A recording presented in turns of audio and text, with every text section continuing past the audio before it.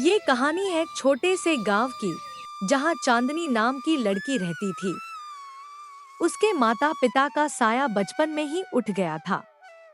अब वो चाचा चाची के घर रह रही थी, मगर वहां उसे प्यार नहीं, सिर्फ ताने मिलते थे। अरे चांदनी, जल्दी कर, फिर खेतों में भी जाना है। मुफ्त की रोटी तोड़ने के लिए नहीं रखा यहाँ। जी चाची, अभी जल्दी से खत्म करती हूँ सारा काम। चाचा चाची के लिए वो बस बोझ थी, पर चांदनी के दिल में एक ख्वाहिश जल रही थी। वह पढ़ना चाहती थी और अपने पैरों पर खड़ा होना चाहती थी। एक दिन चांदनी स्कूल के बाहर खड़ी होती है।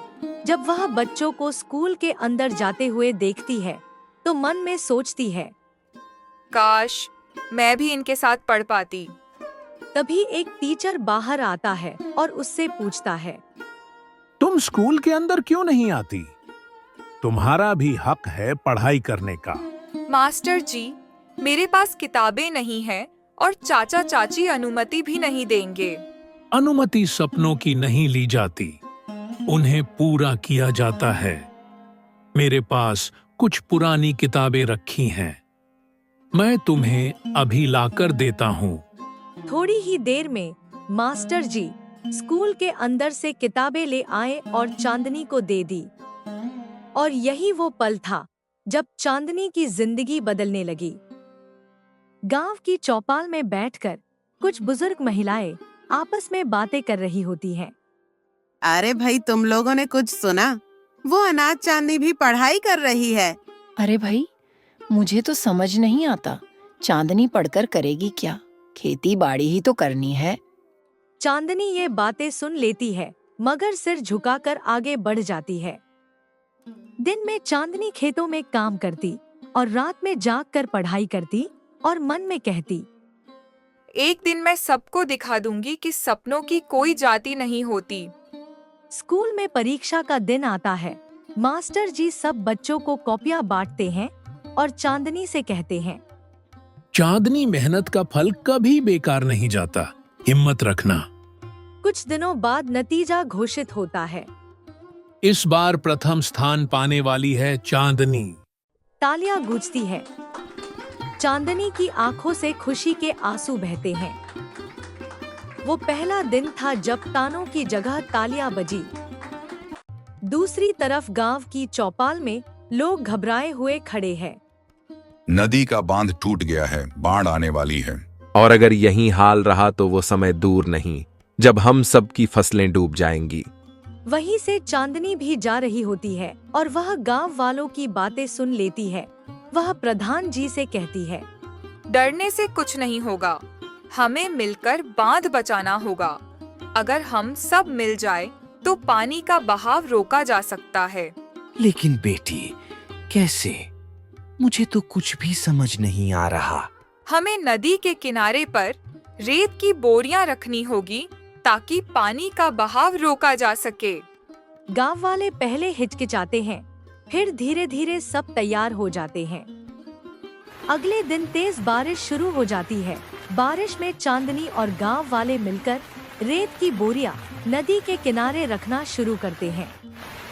पूरे दिन मेहनत करने के बाद गांव वाले पानी के बहाव को रोकने में सफल होते हैं। अगले दिन गांव की चौपाल में सब लोग इकट्ठा होते हैं। प्रधान जी कहते हैं, भाइयों और बहनों, इस लड़की ने हमारी जान और हमारा गांव बचाया है। आज से ये लड़की हमारे गांव की चांदनी है, जिसने अंधेरे में भी रोशनी फैला दी। बिल्कुल ठीक कहा प्रधान जी, और अब हम सब मिलकर इसकी पढ़ाई का खर्चा उठाएंगे। हाँ, ये गांव का भविष्य बदल सकती है। आप सबका धन्यवाद। मैं वादा करती हूँ, पढ़ लिख कर एक दिन ऐसा काम करूँगी जिससे मेरा गांव गर्व कर सके। जब चांदनी पढ़ाई के लिए शहर जा रही होती है, तब गांव के लोग और उसके चाचा चाची उसे विदा करने के लिए आते हैं। मास्टर जी चांदनी से कहते हैं, चांदनी, याद रखना, अब रास्ते में मुश्किलें आएंगी, पर तुम्हारी मेहनत और सच्चाई ही तुम्हारे असली हथियार हैं। जी मास्टर जी, आपके आशीर्वाद और गांव वालों के विश्वास से मैं कभी हार नहीं मानूंगी। अगले ही पल चांदनी बस में बैठकर शहर की ओर निकल पड़ती है। वक्त बीतते बीतते चांदनी ने अपनी मेहनत और लगन से पढ़ाई पूरी की और बड़ी अफसर बन गई।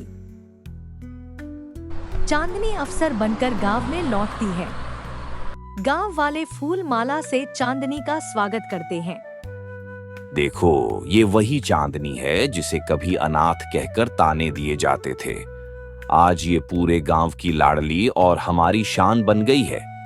बिटिया, हमें माफ कर दे, हमने तुझे बहुत ताने दिए। हाँ बेटी, हम बहुत शर्मिंदा है, हमें माफ कर दो। चाचा चाची जी, मैंने सब भुला दिया। अब मैं चाहती हूँ कि गांव का हर बच्चा पढ़े लिखे और अपने सपनों को पूरा करे।